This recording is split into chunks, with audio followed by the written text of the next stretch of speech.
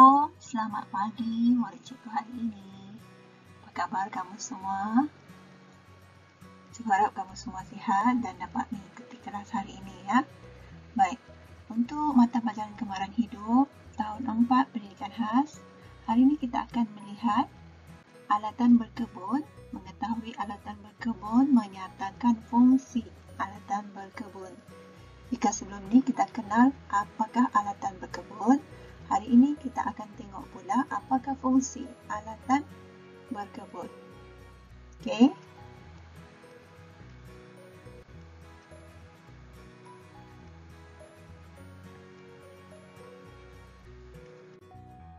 Baik, ini dia. Alatan yang pertama iaitu sudip tangan. Sudip tangan. Okey. Mari kita lihat apakah fungsi sudip tangan. Fungsi sudip tangan yang pertama iaitu digunakan untuk menggali lubang semasa menanam. Yang kedua, untuk memindahkan anak benih. Ya, jadi kalau kita mau buat lubang untuk menanam, kita gunakan sudip. Dan juga kita hendak memindahkan anak benih ke lubang, kita juga boleh menggunakan sudip. Baik. Alatan yang kedua. Apa dia? Serampang tangan. Pandai murid cikgu.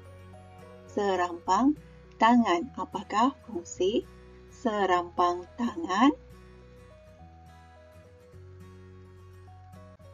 Baik, ini dia. Fungsi serampang tangan untuk menggembur tanah. Ya, digunakan untuk menggembur tanah. Seterusnya, cangkul. Okey, cangkul. Apa pula fungsi cangkul? Baik, cangkul digunakan untuk membuat lubang, membuat batas, menggembur tanah dan juga boleh gunakan untuk merumput. Alatan seterusnya iaitu sekop. Baik, apakah fungsi sekop? Sekop digunakan untuk menggaul bahan campuran medium tanaman dan juga boleh digunakan untuk menggali lubang. Baik, ini apa dia? Betul, ini adalah penyiram. Penyiram.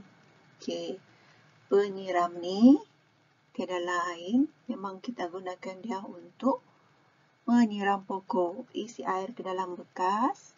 Penyiram ni kemudian kita gunakan untuk menyiram tanaman-tanaman kita. Seterusnya,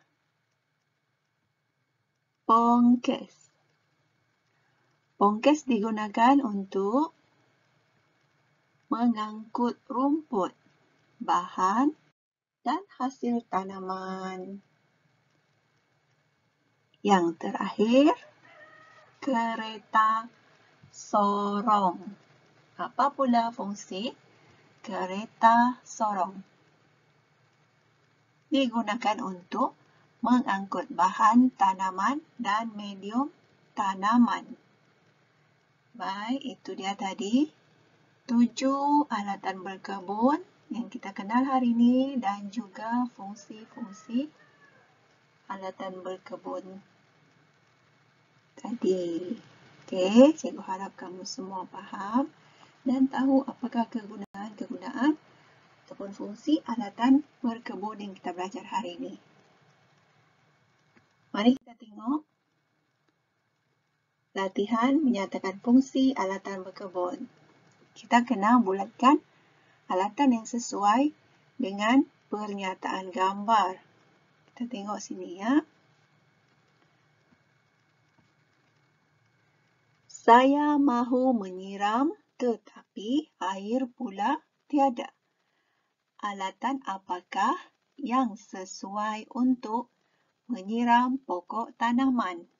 Baik, tengok gambar sini. Kita ada 3 gambar alatan untuk gunakan berkebun. Apakah alatan yang sesuai untuk menyiram? Yang mana? Pongkes, sudip tangan ataupun penyiram. Ya, sudah tentulah jawapan dia. Penyiram. Okey. Mari kita tengok pernyataan gambar seterusnya. Okey. Jom tanam anak pokok rambutan, tapi alatan yang mana sesuai untuk mengalihkan anak pokok? Dia tanya alatan mana yang sesuai untuk alihkan anak pokok? Pongkes, sudip tangan, ataupun cangkul? Jawapannya? Jawapannya sudip tangan. Okey, sudip tangan kita gunakan untuk mengalihkan anak pokok. Baik, seterusnya. Saya perlu menggunakan alatan ini untuk mengangkut bahan tanaman atau campuran tanah. Apakah alatan yang sesuai? Kereta sorong, serampang tangan, ataupun sekop? Yang mana satu sesuai untuk angkut bahan tanaman atau campuran tanah? Okey, ini dia. Kereta sorong. Kereta sorong.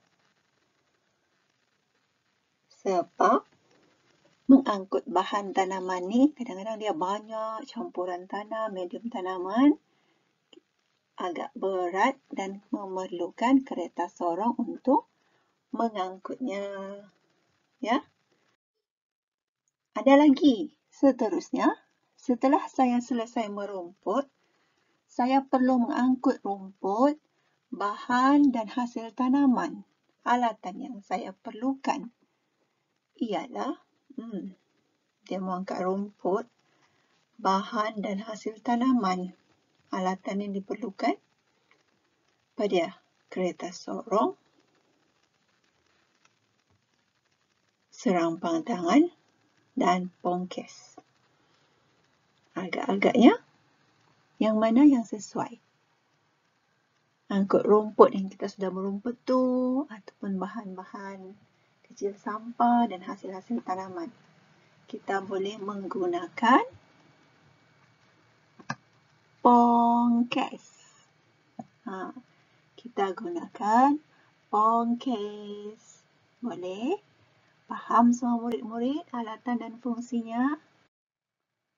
Baik, itu saja untuk pelajaran kita hari ini. Cikgu harap kamu semua faham dan dapat membuat latihan yang diberikan. Sampai jumpa lagi. Bye. Assalamualaikum.